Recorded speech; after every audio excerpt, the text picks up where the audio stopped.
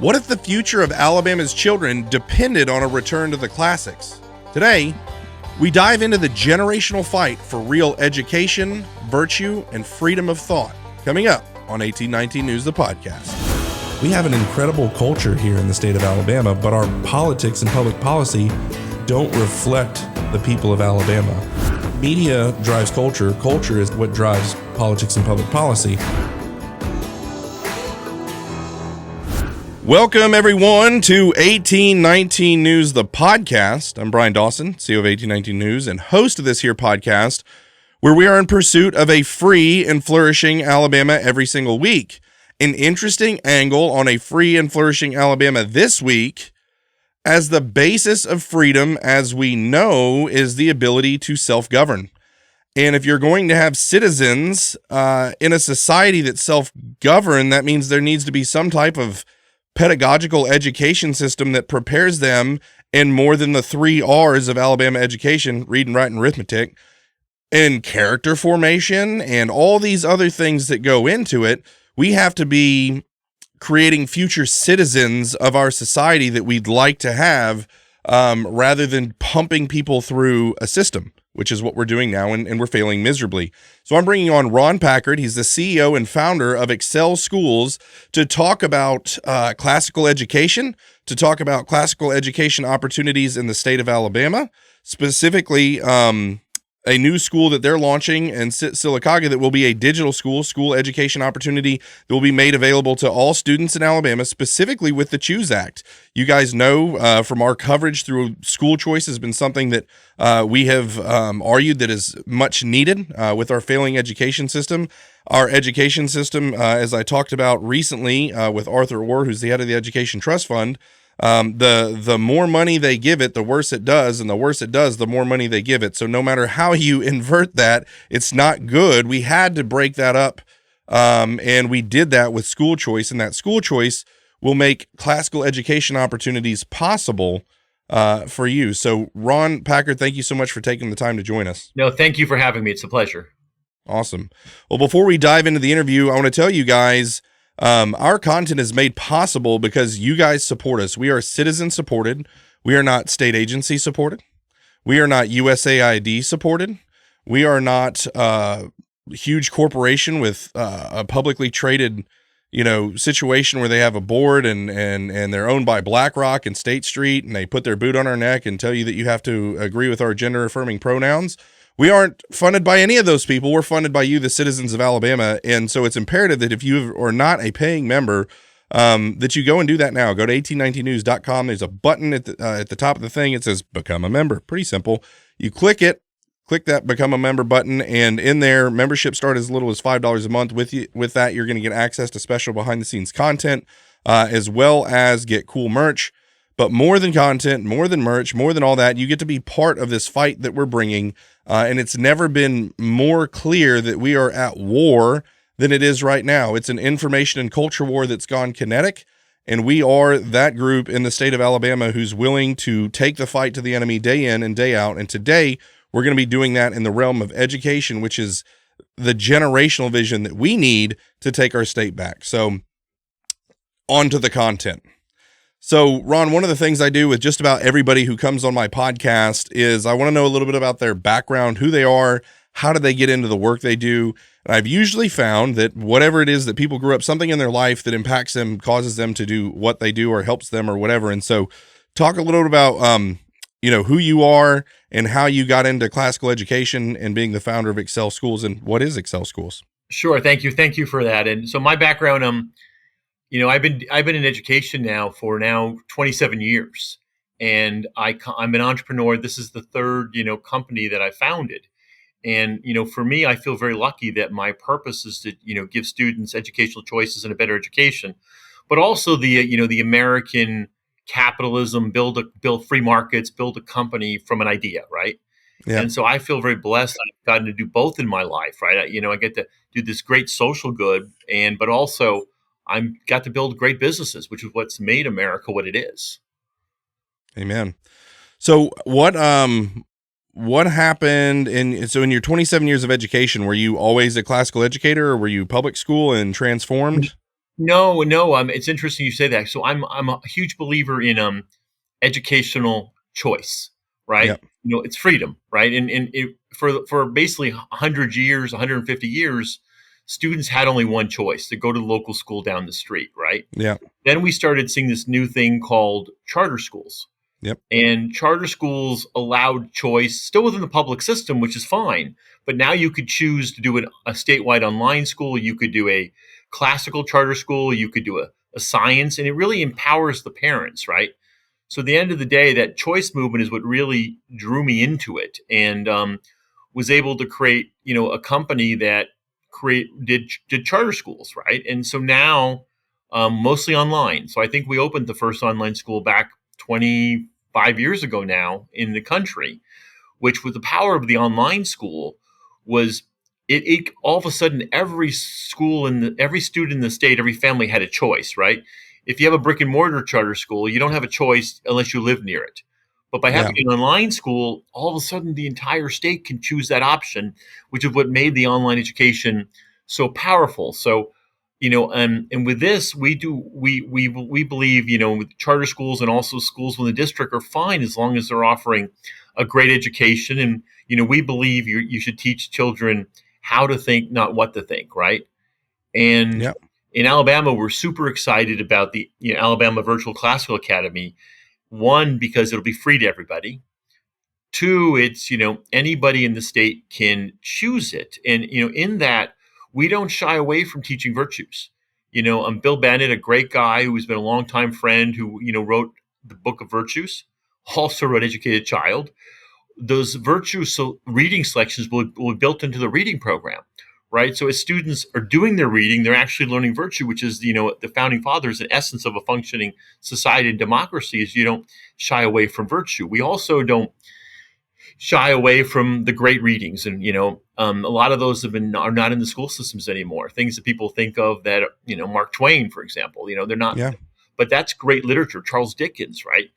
That's been taken out in a lot of places. So we don't shy away from that. And again, the irony is the classical goes back to, Aristotle and Socrates. So a lot of philosophy. If you look at what classical education is, they call it the trivium. It means basically they call it grammar, but grammar is really another word for, that's not what you think of in writing grammar. It's foundational knowledge, right? Then the next part of it is logic. So you'll teach kids how to reason, right? We need people who know how to reason. And the third part is rhetoric, which is communication. So we think in the world of AI and technology, it's actually more relevant, right? Because AI will not be virtuous by itself, right? The people that are operating it, programming it, they need to have that component or society will lose it. So we think that ability to communicate is going to be more and more important than it ever was, right? Those are the skills that are going to get people ahead in their careers, ahead in society. So we really think the time is right for this. And, we love the fact that Sylacauga School District went in for this, a great leader there. And so the Alabama Classical Virtual Academy, it's going to be a fantastic offering, and anyone in the state can enroll, and it's free. That's incredible.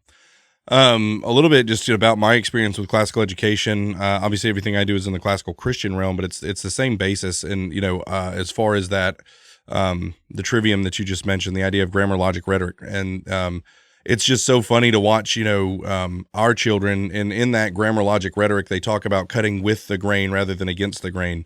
When children are younger, they can memorize literally everything nonstop. And so you're pumping their brains full of as much information as you possibly can in that grammar stage, that foundational knowledge.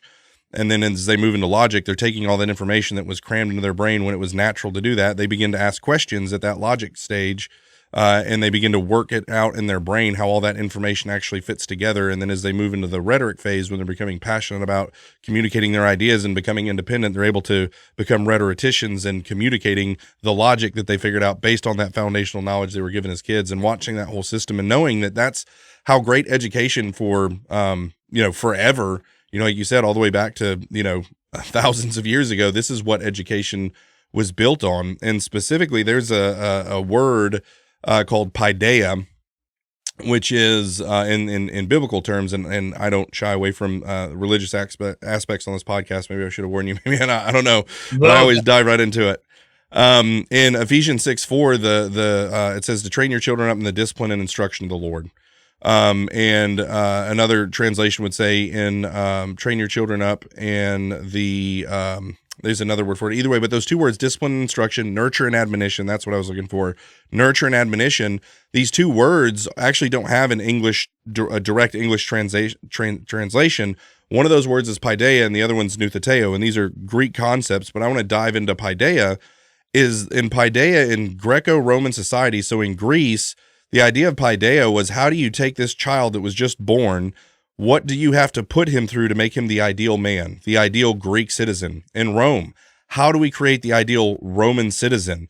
And it's the entire enculturation of education, and it starts with everything they're doing in the home, everything they're doing in school, everything. And again, it was rigorously focused on character development and virtues. And now our education system is completely bereft of what I would say, what are the objective good virtues and good character. They'll fill their head with all kinds of crazy stuff that is not good. And they'll say it's because, oh, well, we're not biased. We don't get into those things. We think that schools should be neutral. And what they mean is that we actually don't like your virtues. We're going to teach them our virtues under the banner of neutrality. Well, it's really interesting. The Greeks, it's amazing how much time and energy they focus on how to raise a child, right? Yeah. A long time ago, and they were very big also on physical education. Yeah. They were training them so they could be warriors, which was an important part in Greece. So it's but they really thought about virtue is an interesting concept, right? Because I remember my early days in education, they'd say, "Oh, you're a religious school," and I would say, "What religion are we?" Right? Tell me what religion thinks it's a good idea to steal, or a good idea to lie, or a good idea to kill somebody, right? The basic morality transcends certainly the major religions of the world, right? I mean, and I think that's where people they go wrong. Meaning, there's a fundamental virtues in right and wrong that 99% of people agree to, right? So why shouldn't that be in the school, right? And the Book of Virtues does a great job of that. Book of Virtues was popular not just with Christians, but with people from all over the world, right, who weren't Christian, because it's a lot of what a good person is. Yeah. And I think most of society agrees on that, right, regardless of your religious upbringing. I mean, so I always find that kind of an interesting concept, right? But there are some amazing things that are built into the various spiritual texts that teach good moral stories, right? And children learn virtues, one, by great stories that teach virtues, but also by putting them in the presence of adults who take right and wrong seriously. Yeah. Right? Which is why one of the powers of this online school is a child can do it from their house, right? Yeah. So they're in an environment where the parent can, like a Greek parent would have 2,000 years ago, nurture those virtues that family believes in, while getting an amazingly rigorous education that'll prepare them for anything that comes in the world. Yep. And another big thing I love about classical education is it's not necessarily about what you're learning as much as it is teaching them a love of learning and how to learn. I think that's a big deal. It is. I mean, look, the love of learning, 150 years ago was kind of when the progressive education system came in, and it was Horace Mann, and they were really trying to prepare people for industrial society. Yeah. But at that point, if you were, let's say you were a blacksmith, you would learn your trade and you would do nothing different for your next 50 years of your life, right? Children today are going to have to relearn their skills maybe 10 times in a lifetime, right? So that love of learning and how to learn, it's more important than it was even 10 years ago, right? Because the rate of change is accelerated. I think that's right. If a child knows how to learn and loves to learn, that child's going to be successful. Yep. I think another thing that comes from the ancients, from the timeless, from the West, the Greeks, the Romans, and forward, is this idea that there is such a thing as objective truth, objective goodness, and objective beauty. And what we've fallen into in the myth of neutrality in our education system is that these things can be neutral, but we have known forever until about 5 minutes ago that there was such a thing as objective good. Like, this is, like you said, that take right and wrong. Like, what transcends most world religions is this is good, this is bad, right? And when a society doesn't have an agreed upon objective view of what is true and good and beautiful that is being inculcated into their children, you end up with the stuff that we're seeing right now with the shootings and the stabbings and everything else. Is like there's no North Star. There's no, like, everything is upside down and crazy. And again, I believe that comes from, the same people that were behind the public education system as the Marxists and everything else, who are literally trying to destroy Western civilization. That seems to be at the heart of that movement. They've been rather successful in the last 50 to 150 years. No, I think there's an awful lot of truth in that. And again, free speech, open debate, reasoning, right? I mean, children need to learn to do those things, right? It's when people can no longer tolerate other views, we see bad things happen, right? And I think we just saw one last week, right? I mean, you don't agree with the view, so what? You kill somebody? Yeah. Opposed to debate that person, who that's what that person stood for, really was open debate, right? And so I think that reasoning part, communications, learning to not only tolerate other views, but evaluate them, right? Yeah. Evaluate them. And I think that's an important part. And once you stop questioning things, now things that don't match your worldview threaten you, right? Yep. Yeah, no, it's a big deal. And I think, little things that we've seen slip away as a society that have gotten into pragmatism and who knows what other influences, but the idea of what's objectively beautiful, and you start to look at architecture and things like that. Like, people don't think about that anymore, but you go to Europe, or even so, you go to like the Northeast and you see these cathedrals, and you see these, even the government buildings, right? And like, that are built with these beautiful pillars and all this thought, and the meticulous, like on the staircases, the meticulous, like, design and weaving and everything in it. It was this idea of, this is objectively beautiful, and we're going to lean into that, specifically in spheres of authority, be it the church, the state, our homes, whatever. And so it's an interesting thing that we've fallen away from that, because we have not been teaching our children in the next generation the importance of beauty. And so they're not putting that and placing that into, now it's all about how fast can we slap something up. And it's not communicating, and it creates almost like a depressing Soviet style society where there is no objective beauty, that's just everywhere in everything. Yeah, I think there are a few things more depressing than Soviet architecture. Yeah. I've spent a lot of time years ago in Russia, and it's amazing when you see the pre-Soviet architecture. You look at the cathedral, the Kremlin, it's stunning, right? Yeah. And then you go outside of Moscow, and there's these concrete slabs, right? Yeah. And I think it's not just a result of objective beauty, but it's also a result of freedom, right?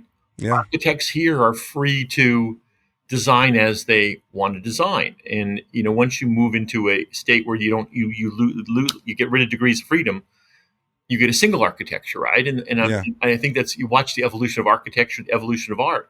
A large part of that is associated with freedom of ideas, freedom of thought, freedom of education. Sure.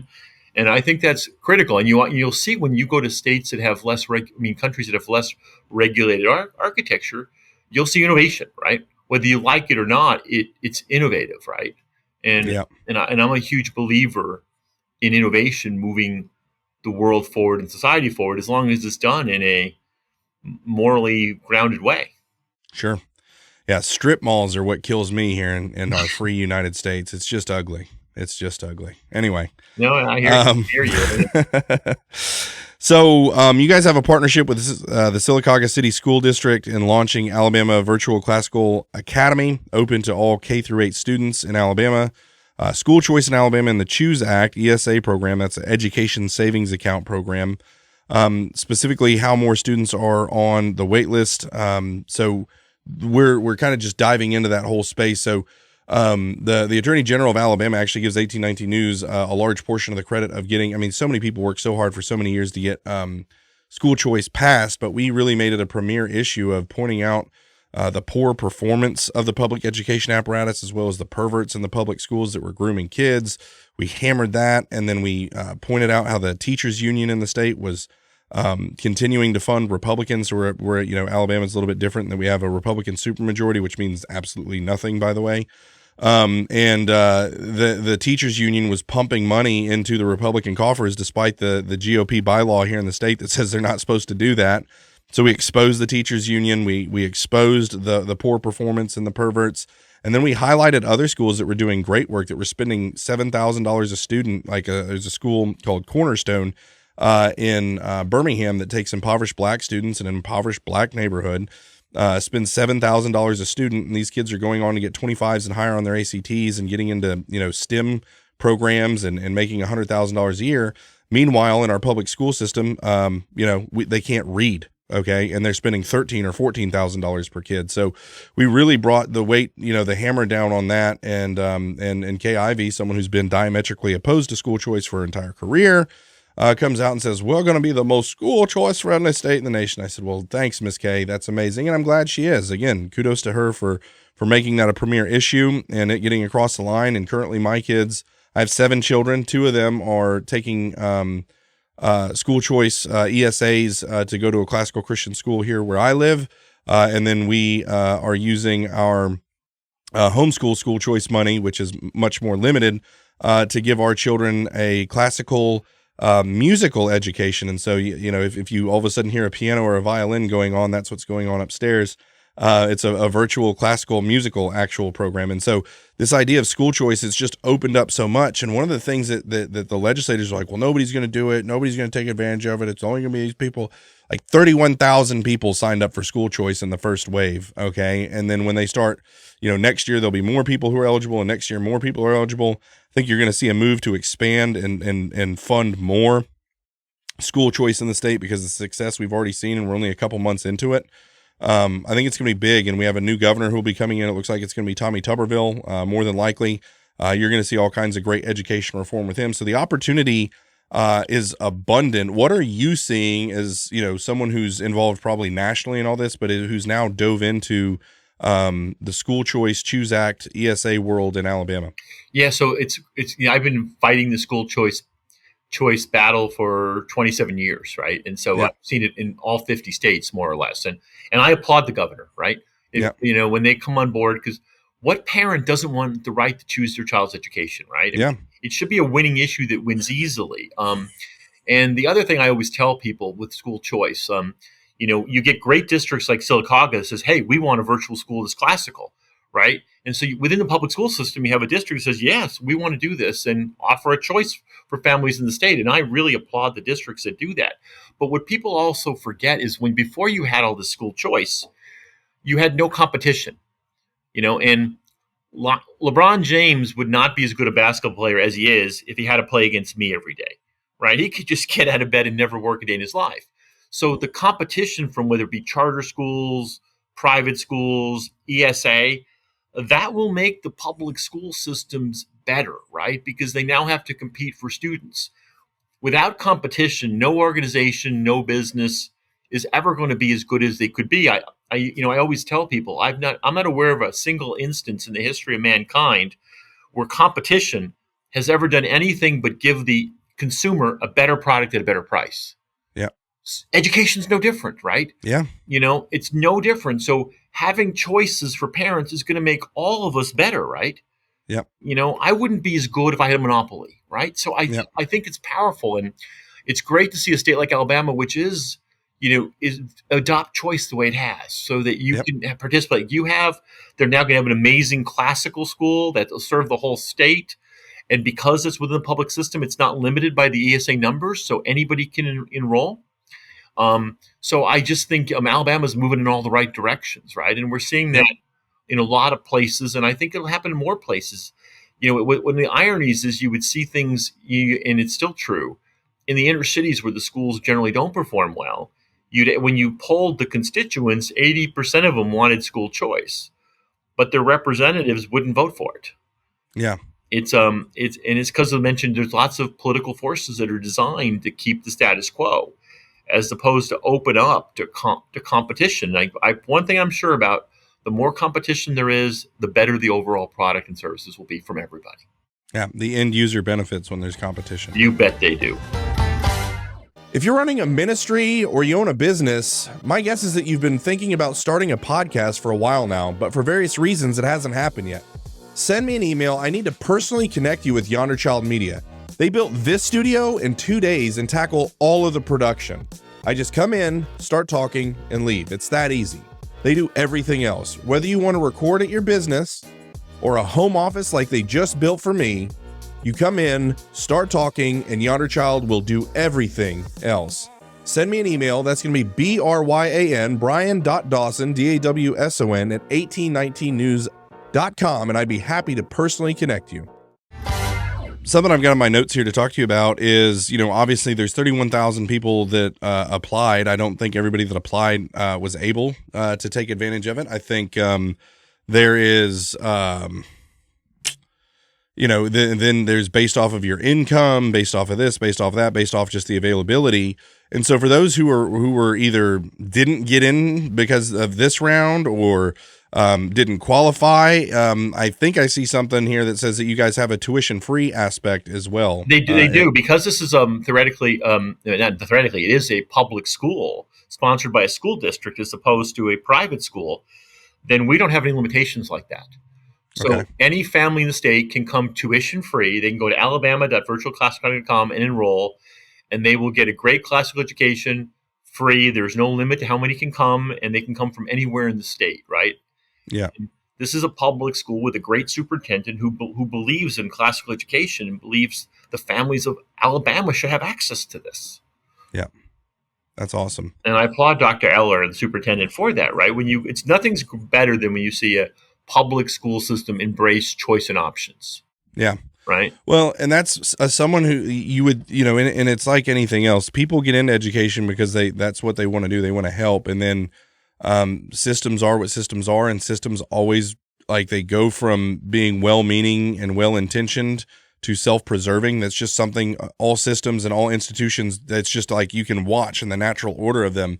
And that's what's happened in the education system. And so there needs to be a missile shot into the education system to disrupt it and create competition. But what's great is when you see someone who's part of the institution that needs to be disrupted, who's actually on board with the disruption, because they, at the end of the day, their heart is still for the students, for, that's who they care about. And so I think, hats off to this guy in Sylacauga.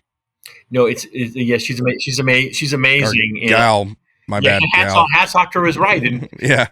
And those superintendents that embrace change, innovation, competition, want to serve a broader and offer more options, God bless them, right? I mean, if the public school system all reacted that way, you wouldn't have the need for a private school system, right? Yep. Because the public school system would provide everything somebody wants. I wrote a book called Education Transformation. I talked about that. If I were a superintendent of a district, I would be making sure I offered, classical, I offered bilingual, I would give them science, STEM schools, STEAM schools, and provide choices for the families, right? I mean, and I think it's all about providing options and getting competition, right? With those two things, the system will get better.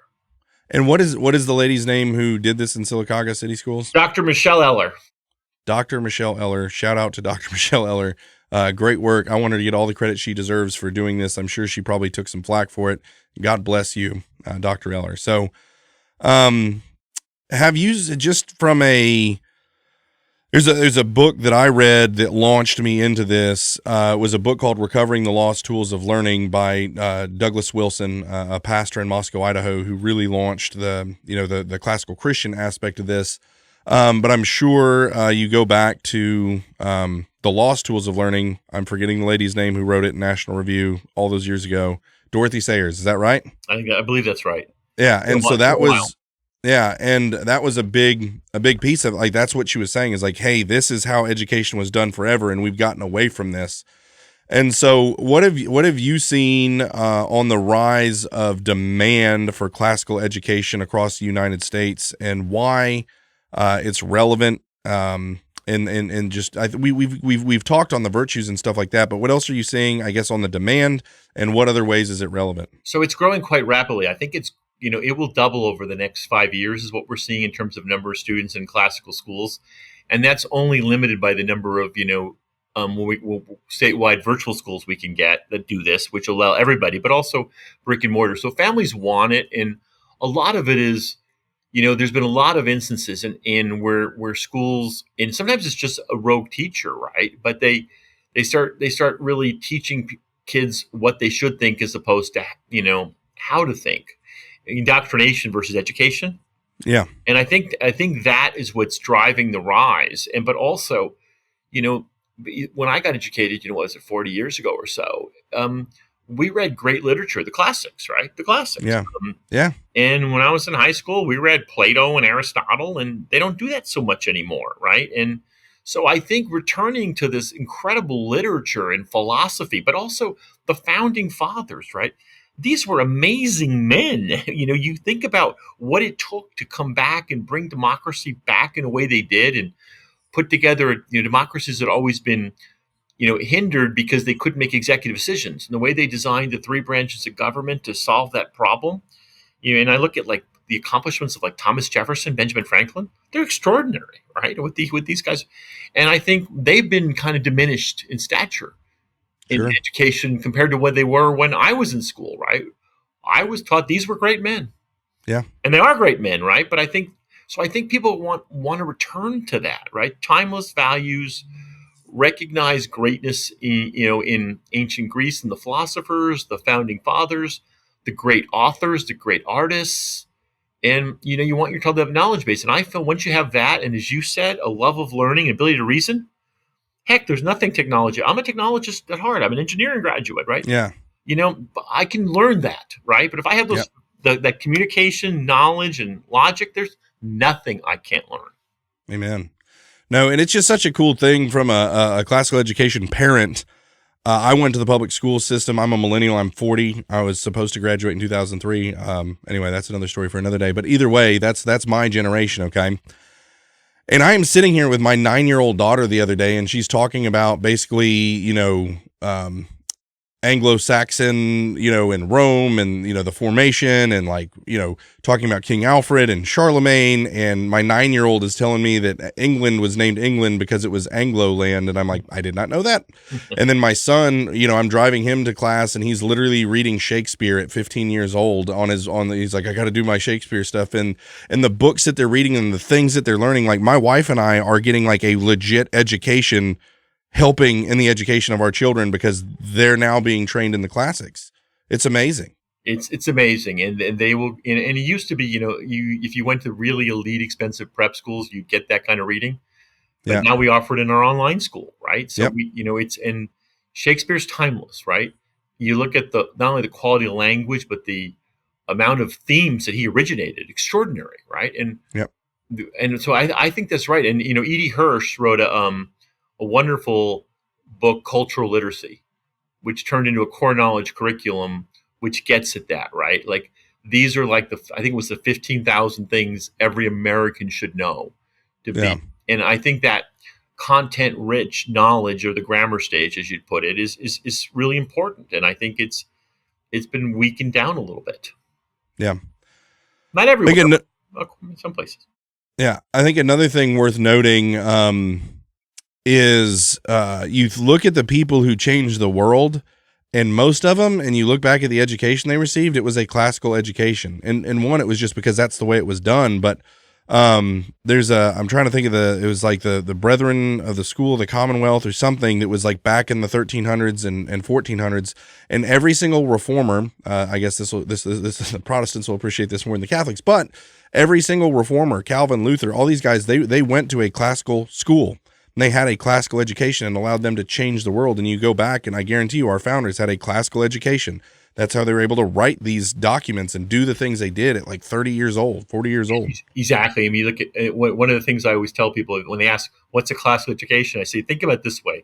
It's the way John Adams educated John Quincy Adams. Yep. It worked out pretty well for him, Yep. And so, but most of the founding fathers were absolutely educated in a classical way. Most of them were trained in, Latin, Greek, multiple languages.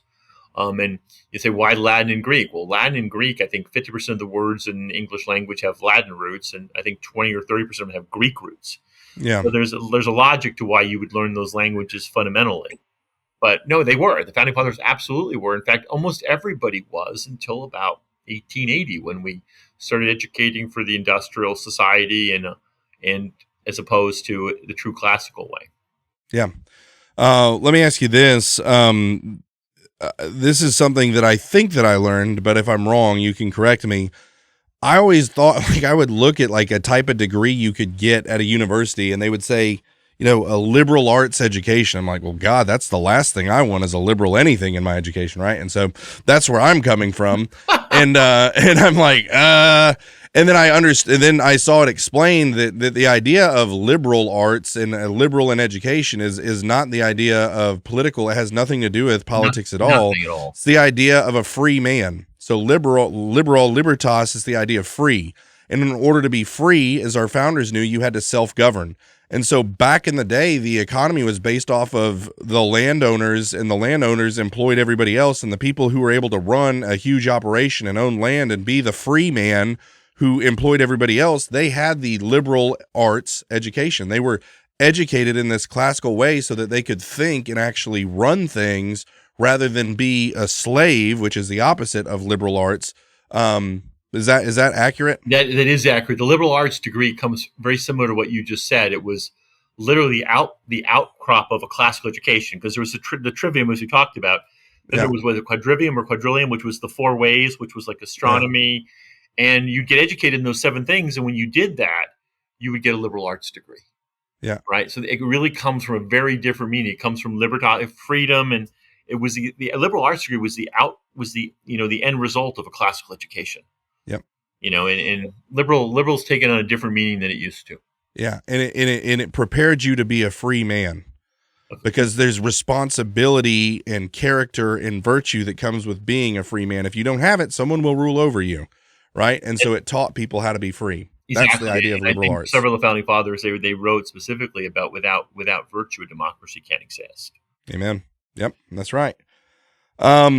So how I got connected with you, there was a big name associated with your guys' outfit, and I got an outreach, and Dr. Bill Bennett, William J. Bennett, the former U.S. Secretary or Education Czar under Reagan, is a big name. He's had an influence on my life. We obviously have the Book of Virtues in our home, but the guy who trained me in media and discovered me and poured 4.5 years into developing me into the person I am that allowed me to start 1819 News was a gentleman by the name of Lee Habib. And Lee Habib is the vice president of content at Salem. And Lee was Bill's boss, as though anybody could be Bill Bennett's boss. And Lee was very aware that he was technically his boss, but nobody is Bill's boss. But at Salem, Lee was the vice president of content at Salem and worked with Bill. And Bill is someone who just instinctively gets the problems in our society and where they come from, and is able to winsomely articulate and passionately articulate the issues. And one of the issues he saw that has played such a big deal in my career is this idea of storytelling that you're talking about in the Book of Virtues, and learning virtues through story. And he was on a call with Lee Habib and Laura Ingraham and Mark Levin and all these guys. And when Bill's on the call, he's the elder statesman, even among these wildly successful media people, right? And so he's the elder statesman on this call, and he says, "Are we moving the needle?" Right? And Bill's in this to change the culture. He's not in this to make money. He's not in this to do anything other than to win, right? And he says, "Are we moving the needle?" And then he gets his secondhand. I'm hearing the story from Lee, so bear with me. Are we moving the needle? And Laura's like, "Yeah, our ratings and revenue have never been higher." And the other people are like, "Yep, things couldn't be better." He's like, "That's not what I asked." I said, "Are we moving the needle?" Us being angry conservatives talking to other angry conservatives about how angry and conservative we are for 3 hours a day is not moving the needle. And this is what birthed this conversation on the thing, is what birthed the idea of a show called Our American Stories that Lee Habib is the host of. It's the number 10 ranked show in the country right now, and it's all about telling the story of America to Americans. And so we tell the story of Tom Petty to Thomas Jefferson. We would tell the story of everything from Benjamin Franklin to Beavis and Butthead, right? Americana, and the stories about entrepreneurship and risk and innovation and all of this stuff, but it was done through story. And so as you listen to these stories, it changes you and you see things differently. And that was the show that I helped grow that launched me into the media world. And it all started because of a conversation with Bill Bennett. So when I heard that Bill Bennett was involved in this, I immediately latched onto it and said, I want to help you guys however I can. So talk about his involvement in this. Yeah, thank you. So Bill's been a friend for the last, 27 or 28 years of my life. And I feel honored to know him. I think Bill, is one of the most culturally literate people I know. What always surprised me about Bill is, he has a PhD in philosophy. He's got a Harvard law degree. His intellectual knowledge is extraordinary. And I think he's been the intellectual voice of the conservative movement for most of my lifetime. And what I always admire is you talk to people who have very different views than him. They all admire him intellectually, right? They say he's an incredibly logical, rational guy. And Bill and I got together first, 25 years ago, talking about what should an education be. I spoke at an Empower America conference. I got to know Bill through Jack Kemp, who was a acquaintance of mine or a friend of mine years ago, and what education should be. And we started hovering around core knowledge, which was E.D. Hirsch, about what a student should know. He wrote a book called The Educated Child. And I said, Dr. Bennett, with the internet now, we can build online schools that'll push this out to the whole country, not just 400 kids who happen to read. And so that's how I got to know him. And I'm a huge admirer. And so when I was starting the classical academies as an extension of ACCEL Schools now, I said, Bill, Dr. Bennett, I want you to be the provost. You embody this more than anybody I know. Yeah. And I want you to be the nationwide provost of our classical academies. And Bill was thrilled to do that, right? Like you said, he wants to have impact in his life. And, and Bill really believes in the trivium, so to speak, right? The knowledge, logic. I mean, because a lot of people talk about classical education, they say, we're just going to teach people how to think. But the knowledge base is also very important, right? And if classical education goes wrong in some schools, in my opinion, they miss the knowledge part of it, right? You need that grammar, what they call grammar, and then the dialectic or logic. But, Bill's like, I said, I promise you, Dr. Bennett, we will have incredible content. We're going to offer, the foreign languages. We're going to really talk a lot about the philosophers, the great literature, and American history, right? And one of the things I learned when our first internet school was a lot of the, traditional schools you can't teach first graders about ancient Egypt. But I'm like, you can if you tell it in stories. Yeah. And it turned out our history, which we did the history of the world, Stone Age to Space Age in grades K through 3. It was the number one favorite subject of students. Yeah. But we taught it through stories. And then when you move to 4th grade, you can go to more advanced level. But these kids love that. They love knowing who Picasso was in kindergarten. Yep. And we integrate art history with the content. So you actually are learning how to you're studying Da Vinci and Michelangelo while learning about sketching. You know? So you mix the cultural literacy of great art with the process of creating art. It's phenomenal. That's awesome. No, I love it. And the last thing I'll end with this is that when you are in classical education, it's set in stone who the protagonist is and who the villain is. And what I mean by that is that, how is it that all of a sudden Che Guevara and people like this have become heroes in our society? And it's because we've abandoned this objectivity and view in history. And we go back to what is the classics, and we tell who Columbus was, and we tell who George Washington was, and Thomas Jefferson, and Jonathan Adams, and on and on and on and on. We have an objective view of who these people are in history based off of, real accounts rather than the 1619 Project. No, and it's true. And it's always dangerous when you judge historical figures through today's lens. Yep. Right. That lens changes, and all of a sudden we start painting people who were great men as not great. Right. Yeah. Or people who were not great as great, which has been the danger too. Yes. Oh, I know. And how we can glorify a failed economic system. I don't get it. Yeah. It's pretty wild. Well, Ron, this has been great. I really hope my purpose in doing this, I'm just going to state plainly, I believe that classical education is the cornerstone on which the generational war that we're fighting is going to be fought. We can sit and laterally talk about policy and tax rates and this and that, but if we're not preparing the next generation with a real education and creating character and virtue in them, we're just going to continually be fighting a lateral fight with no end, perpetually, forever. But this is a real move to make generational, long-lasting impact. And we're in a generational fight, and I don't believe there's anything more impactful in the generational fight than getting back to a classical form of education. Agreed. If children know how to think and how to reason, I think society's going to be a better place, particularly with a virtue as a foundation. Awesome. All right. Well, Ron, thank you so much for your time. I appreciate you joining us. And real quick, tell everybody where they can find everything to learn about you. Best way is just to go to alabama.virtualclassicalacademy.com. And from there you can enroll, learn everything you need to know about enrolling. We'd love to have you. That sounds great. Well, that'll wrap it up for this week's episode, guys. As always, put your trust in God and keep your powder dry.